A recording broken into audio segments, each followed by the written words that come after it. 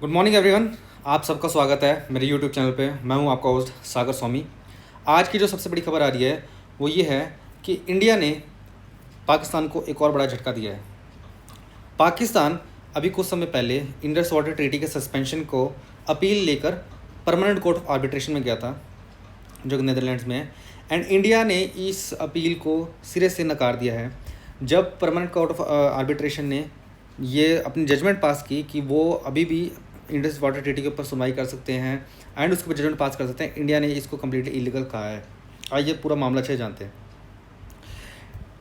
Indian foreign ministry ने जो word use किया है पाकिस्तान के लिए वो किया है चारेड मतलब होता है एक फॉल्स स्टेटमेंट, एक सफ़ेद झूठ।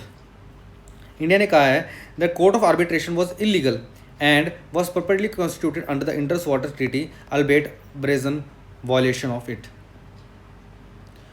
इंडिया ने अपना स्टांस में रखते हुए ये कहा कि India never participated in the proceedings of court of arbitration.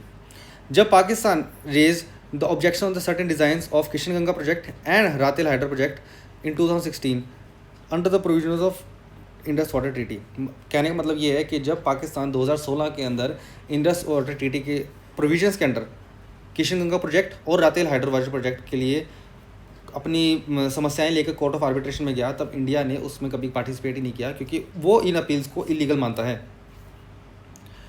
Court of arbitration ने जब इंडिया ने इंडस वाटर ट्रीटी को सस्पेंड कर दिया 23 अप्रैल को, उसके बाद एक अपना यूनैनिमस डिसीजन दिया, मतलब सर्वसहमति से एक डिसीजन दिया है। Court ruled that India decision does not limit it's competence over the dispute and that ruling is binding on the parties without appeal. वो कह रहे हैं कि इंडिया ने इंडस वाटर ट्रीटी को सस्पेंड कर भी दिया है, तब भी अभी भी वो इस केस के ऊपर अपनी जजमेंट पास कर सकते हैं और वो जजमेंट दोनों इंडिया एंड पाकिस्तान के ऊपर बाइंडिंग होगी। उन्हें ये फॉलो करना मैंडेटरी होगा, ज़रूरी होगा। हाउएवर हमारे एक्सटर्नल अफेयर्स मिनिस्टर ने क्लियर किया है कि so called supplemental award by the court of arbitration as rejected just as rejected all the prior procurements of this body, कि वो इस अवार्ड को भी वैसे ही नकारते हैं जैसे पहले भी जो इस बॉडी के द्वारा की गई जजमेंट्स को नकारा गया है। तो वो इंडियन जो गवर्नमेंट है वो इस बॉडी को ही रिकॉग्नाइज करने से मना कर रही है कि वो इस बॉडी को ही इलीगल कह रही है, तो इनके डिसीजन मानना तो दूर की बात है। परमानेंट कोर्ट ऑफ आर्बिट्रेशन से रिलेटेड मैं आपको एक पुरानी खबर बताता हूँ जो आपके एग्जाम्स के लिए इंपॉर्टेंट हो सकती है। जैसे कि आप जानते हो कि इंडो पैसिफिक रीजन है ये, यहाँ पे है चाइना और यहाँ पे छोटा एक आइलैंड नेशन है फिलीपाइंस, आप सबने नाम सुना होगा। तो जो चाइना है वो साउथ चाइना सी के अंदर, ये चाइना एंड ये फिलीपाइंस साउथ चाइना सी के अंदर 9 लाइन के थ्रू अपने जो टेरिटोरियल वाटर्स के ऊपर क्लेम करता था। हाउएवर ये 9 लाइन जो फिलीपींस की जो वाटर बॉडी थी उसको भी कवर करती थी, उसके भी कुछ आइलैंड्स को अपने अंडर काउंट करती थी। फिलीपींस ने इसका चाइना से कई बार विरोध किया, लेकिन चाइना ने हमेशा इसका इग्नोर किया। फिलीपींस अपनी गुहार लेकर गया परमानेंट कोर्ट ऑफ आर्बिट्रेशन में। इसी कोर्ट के अंदर जब परमानेंट कोर्ट ऑफ आर्बिट्रेशन ने जजमेंट दी तो उसने फिलीपाइंस के हक में अपना निर्णय सुनाया और चाइना को कहा कि वो अपने जितने भी इलीगल सेटलमेंट्स हैं 9 लाइन्स को रिमूव करे और फिलीपाइंस को उसके हक का जो टेरिटोरियल वाटर्स हैं वो प्रोवाइड करे। हाउएवर चाइना ने भी इसको सिरे से नकार दिया। तो इससे हम देख सकते हैं कि परमानेंट कोर्ट ऑफ आर्बिट्रेशन के पास कोई ऐसी सब्सटेंशियल पावर्स है नहीं कि वो अपने डिसीजंस को एनफोर्स कर सके। आज भी 9 लाइन उतनी ही वैलिड है, उतनी ही चाइना अभी भी उसको उतना ही फॉलो कर रहा है जितना वो पहले करता था डिसीजन से पहले। तो परमानेंट कोर्ट ऑफ आर्बिट्रेशन के डिसीजन से कोई ज़्यादा फर्क नहीं पड़ा। तो परमानेंट कोर्ट ऑफ आर्बिट्रेशन के बाद कोई ज़्यादा सब्सटेंशियल पावर्स नहीं है, वो सिर्फ डिसीजन दे सकता है, कोई एक्शन नहीं ले सकता। आगे बढ़ते हैं। ये जैसे कि मैंने आपको बताया 2 डैम जो इसके अंदर बात की जा रही है वो है एक रातेल डैम। रातेल डैम जो है वो बहता है चेनाब नदी के ऊपर से, वो ये रहा। एंड देन है किशन गंगा डैम। किशन गंगा डैम है किशन गंगा रिवर के ऊपर and Kishan Ganga river is tributary of Jhelum river. ये आप देख सकते हैं यहाँ पे ये दोनों कनेक्ट होते हैं और डैम यहाँ पर है एंड फर्स्ट डैम यहाँ पर है।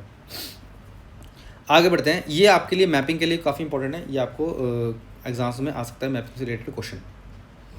अगली जो सबसे बड़ी खबर आ रही है वो आ रहा है एक पीस एग्रीमेंट साइन हुआ है 2 अफ्रीकन कंट्रीज़ के बीच में, जो कि Rwanda and democratic Republic of Congo. ये जो मध्यस्थता है ये यूएसए ने करवाई है।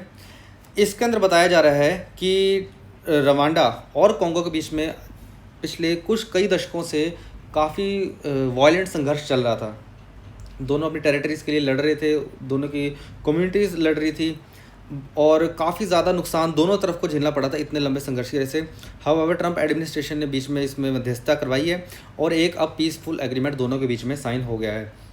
डोनाल्ड ट्रंप ने अपने ऑफिशियल अकाउंट से बताया सबको, I am very happy to report that arranged along with Secretary Marco Rubio a wonderful treaty between Democratic Republic of Congo and Republic of Rwanda in the war, which was known for violent bloodshed and death.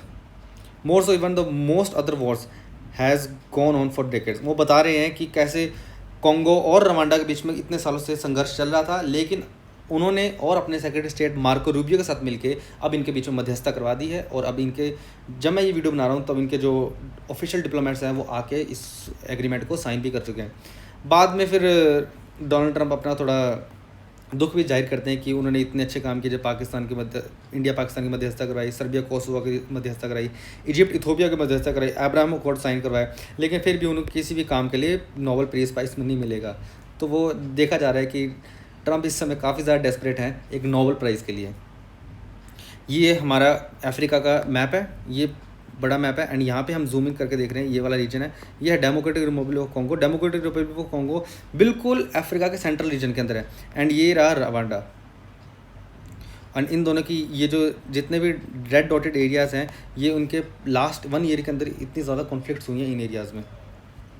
तो एक piece agreement sign होना बहुत ही अच्छी बात है। अब इस जगह में अमन आएगी एंड डेवलपमेंट भी हो पाएगी, लोगों के ह्यूमन राइट्स सिक्योर रहेंगे। मूविंग फॉरवर्ड, एक जो सबसे बड़ा आज की मेरे को सबसे इंटरेस्टिंग खबर लगी वो आ रही है यूएसए से। यूएसए की स्कॉटस मतलब कि supreme court of the United states, supreme court of the United states ने एक बहुत ही मॉन्यूमेंटल जजमेंट पास किया है। ये जजमेंट है जुडिशियल एक्टिविज़म के ऊपर रोक लगाने के लिए। जो सुप्रीम कोर्ट ऑफ यूएसए है उसने जजमेंट पास की है कि अब जितनी भी जो डिस्ट्रिक्ट कोर्ट्स होंगी यूएसए की, वो कोई भी जो एग्जीक्यूटिव का मतलब यहाँ पे है जो प्रेसिडेंट ऑफ यूनाइटेड स्टेट्स हैं, प्रेसिडेंट के ऑर्डर्स को नहीं रोक सकते। मैं आपको थोड़ा इसका कॉन्टेक्स्ट एक्सप्लेन करता हूँ। यूएसए के अंदर जैसे अलग अलग तरह की डेमोक्रेसीज होती हैं, यूएसए के अंदर जो डेमोक्रेसी है उसमें चलता है जुडिशियल सुप्रीमेसी, मतलब कि जो जुडिशियल ने कहते हैं वही पत्थर की लकीर है एंड उससे आगे कहीं चैलेंज नहीं किया जा सकता। यूके के अंदर बिल्कुल इसका ऑपोजिट चलता है। यूके में चलता है पार्लियामेंट्री सुप्रीमेसी। इसमें होता है जो पार्लियामेंट ने कह दिया वो सब एकदम सुप्रीम चीज़ है। इंडिया के अंदर इन दोनों का बैलेंस चलता है। तो यूएसए का मैंने जैसे बताया कि जुडिशियल सुप्रीमेसी चलती है वहाँ पे अगर किसी कोर्ट ऑफ लॉ ने किसी चीज़ को नल एंड वॉइड डिक्लेयर कर दिया, देन वो एग्जीक्यूटिव उसके ऊपर कोई एक्शन नहीं ले सकता। एंड ट्रंप सरकार ने काफ़ी सारे नए कदम लेके आए थे आते ही अपने एडमिनिस्ट्रेशन के अंदर। सबसे बड़ा जिसमें था बर्थ राइट सिटीजनशिप को एंड करना, मतलब कि जो लोग अगर यूएसए में पैदा होते हैं तो उनको ऑटोमेटिकली यूएसए की सिटीजनशिप मिल जाती थी, लेकिन ट्रंप एडमिनिस्ट्रेशन ने आते ही इस चीज़ को बंद कर दिया था, जो कि वहाँ के कोर्ट्स के अंदर चैलेंज हुआ और उन्होंने इस चीज़ के ऊपर रोक लगा दी थी। लेकिन अब जो सुप्रीम कोर्ट है यूएसए की, उन्होंने इस चीज़ को ये पावर्स डिस्ट्रिक्ट कोर्ट से ले ली हैं। अब जो यूएसए के प्रेसिडेंट हैं, यहाँ पे मतलब डोनाल्ड ट्रंप की बात की जा रही है, वो खुल के और ज़्यादा काम कर सकेंगे, उनके ऑर्डर्स हर स्टेट में फॉलो किए जाएंगे। अगर आप थोड़ा इसके ऊपर और डिटेल में वीडियो चाहते हो कि यूएसए का फेडरल स्ट्रक्चर के बारे में आपको समझाऊं कि ऐसी वहाँ पे समस्या क्यों है कि सुप्रीमेसी जुडिशरी है और प्रेसिडेंट की पावर क्यों तो जुडिशरी से कम है, तो मैं इसके ऊपर डिटेल वीडियो बना सकता हूँ। अगर आपको चाहिए तो आप ज़रूर कमेंट सेक्शन में बताइए, मैं आपको पूरा फेडरल स्ट्रक्चर यूएसए का समझाऊँगा। तो आगे बढ़ते हैं इसी वीडियो के अंदर। जो अब इसके अंदर सब बताया जा रहा है कि today the supreme court of the United states made it possible for Americans to get what they really voted for. No longer the rogue judges will be able to seize the executive power through bogus nationwide injunctions. और इसके अंदर जो सबसे बड़ी चीज़ आ रही है, एक तो है बर्थ राइट सिटीजनशिप अब एंड हो जाएगी। सेकंड था ट्रांस सर्जरीज पहले होती थी यूएसए के अंदर, वो भी गवर्नमेंट स्पॉन्सर्ड होती थी, मतलब कि सरकारी पैसे के ऊपर ये सर्जरीज वगैरह कंडक्ट की जाती थी। अब इनके ऊपर भी कम्प्लीटली बैन लग जाएगा। आगे चलते हैं। अब एक टेक्नोलॉजी से रिलेटेड और मेडिकल हेल्थ से रिलेटेड एक बड़ी खबर आ रही है, जो आप जैसे कि इन सबको आप सभी जानते हो कि इनको, ये है इलॉन मस्क, स्पेस एक्स और टेस्ला के मालिक। ये इस समय एक प्रोजेक्ट पर काम कर रहे हैं जिसका नाम है न्यूरालिंक। न्यूरालिंक एक, अभी तो इसको वैसे कहीं प्रैक्टिकली हमने कहीं देखा नहीं है, लेकिन न्यूरालिंक कहा जा रहा है कि ये कंप्यूटर और ह्यूमन ब्रेन का फ्यूजन होगा। दोनों चीज़ों को अगर मिला दे तो उसे न्यूरालिंक बोला जाएगा। मतलब कह सकते हैं कि सिर्फ दिमाग से ही आपका कंप्यूटर काम करेगा। और इलॉन मस्क अब ये दावा कर रहे हैं कि जो लोग जन्म से ही, जिनके पास दृष्टि नहीं थी, जिनके पास देखने की क्षमता नहीं थी, उनकी भी हम देखने की क्षमता रिस्टोर कर देंगे न्यूरालिंक की मदद से। और ये अपने आप में काफ़ी बड़ा दावा है। अगर ऐसा होता है तो बहुत से लोगों को बहुत ज़्यादा बेनिफिट होगा और ये एक मेडिकल साइंस में बहुत बड़ी एडवांसमेंट होगी। हम होप करते हैं कि एलॉन मस्क अपने इस प्रोजेक्ट में सक्सेसफुल रहें। आगे बढ़ते हैं। देन अगली खबर है वो हमारे पड़ोसी देश पाकिस्तान से रिलेटेड है। वहाँ पे जैसे कि हम जानते हैं कि मानसून आ चुका है और वहाँ पे भी कई जो रिवर्स हैं उनमें बहाव काफ़ी ज़्यादा बढ़ गया है। स्पेशली जो इंडिया से फ्लो होने वाली रिवर्स हैं, इंडस वाटर सिस्टम वाली रिवर्स, और वहाँ की एक नदी है स्वात नदी, उसमें काफ़ी ज़्यादा फ्लडिंग देखी जा रही है और कई लोगों को नुकसान हो गया। कई फैमिलीज़ भी वहाँ पे इसकी चपेट में आ गई थी। हम उम्मीद करते हैं कि एडमिनिस्ट्रेशन इस चीज़ को सही से हैंडल कर ले, लोगों की जान बच जाए। और अगली खबर है कनाडा से।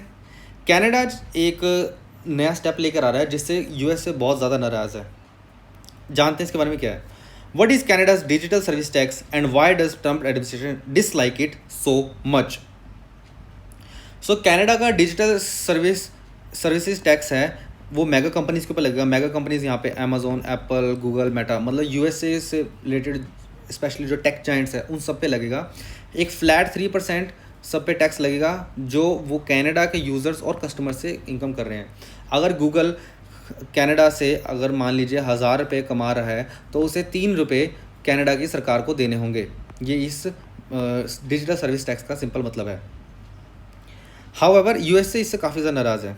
यूएसए ने जितनी भी कनाडा से जो ट्रेड टॉक्स चल रहे थे वो अब्रप्टली सारे बंद कर दिए हैं इस मूव से। जो यूएसए की दो बड़ी पार्टीज़ हैं, डेमोक्रेट्स एंड रिपब्लिकन्स, हाउएवर वो मोस्ट ऑफ द टॉपिक्स के ऊपर डिवाइडेड रहते हैं, लेकिन इस मुद्दे के ऊपर वो दोनों मिलकर कनाडा का विरोध कर रहे हैं, उसकी आलोचना कर रहे हैं, क्योंकि इससे डायरेक्टली जो यूएस की कंपनीज़ हैं और यूएस की इकॉनमी है उसको इम्पैक्ट पड़ेगा, जो कि किसी के भी फेवर में नहीं है यूएस के अंदर। इस वजह से यूएसए इस तरह काफ़ी नाराज़ है और हो सकता है शायद कनाडा इस प्रेशर में आके अपना कोई डिसीजन चेंज भी कर ले। अगर आप इंडिया के कॉन्टेक्स्ट में देखें तो इंडिया के कॉन्टेक्स्ट में भी पहले एक टैक्स होता था, उसको बोलता था इक्विलाइजेशन लेवी कहते थे उसको। उसमें फ्लैट कुछ अलग अलग थी, किसी में 2%, किसी में 4%, किसी में 6%, ऐसे ऐसे अलग स्लैब्स थी। और वो भी सेम चीज़ कंसेप्ट था कि जो बड़ी टेक जाइंट कंपनीज़ हैं उन सब के ऊपर फ्लैट टैक्स लगता था, लेकिन अब इंडिया भी इसको अबॉलिश कर चुका है। आगे बढ़ते हैं। आज की लास्ट खबर, ट्रंप एडमिनिस्ट्रेशन ने क्लियर कर वार्निंग दी है कि ईरान के पास किसी भी हालात में न्यूक्लियर वेपन्स नहीं आएंगे, एंड अगर उनको ज़रूरत महसूस हुई तो वो ईरान के ऊपर अगेन बॉम्बिंग कर सकते हैं। ईरान को इस बात को लेकर सतर्क रहना होगा। डोनाल्ड ट्रंप ने कहा है कि ईरान को अपनी जो न्यूक्लियर फैसिलिटीज़ अभी जो सिविल पर्पस के लिए चल रही हैं उनको IAEA के लिए IAEA international atomic energy agency, इसकी इंस्पेक्शन के लिए ओपन करनी होगी, और ताकि सभी इंस्पेक्ट कर सकें वो न्यूक्लियर प्लांट्स को कि वहाँ पे सिर्फ सिविल पर्पस के लिए न्यूक्लियर यूरेनियम मैनेजमेंट की जा रही है। हाउएवर ईरान ने इससे क्लियर कट मना कर दिया है। ईरान की जो पार्लियामेंट है उसने ये एलिगेशन लगाया है कि जो IAEA है वो UN का जो न्यूक्लियर वॉचडॉग है वो काफ़ी एंटी ईरान होकर काम करती है। उन्होंने कहा है कि जो ग्रोसी जो यहाँ पे IAEA के हेड हैं, उन्होंने यूएस की मदद की और इजराइल की मदद की ईरान के ऊपर एयर स्ट्राइक्स कराने में। तो वो इस समय आईएईए इसके ऊपर ही एलिगेशन लगा रहा है ईरान कि इनका भी काफ़ी बड़ा रोल था ईरान के ऊपर जो 3 स्ट्राइक्स हुई थी, एरियल स्ट्राइक्स, उसमें।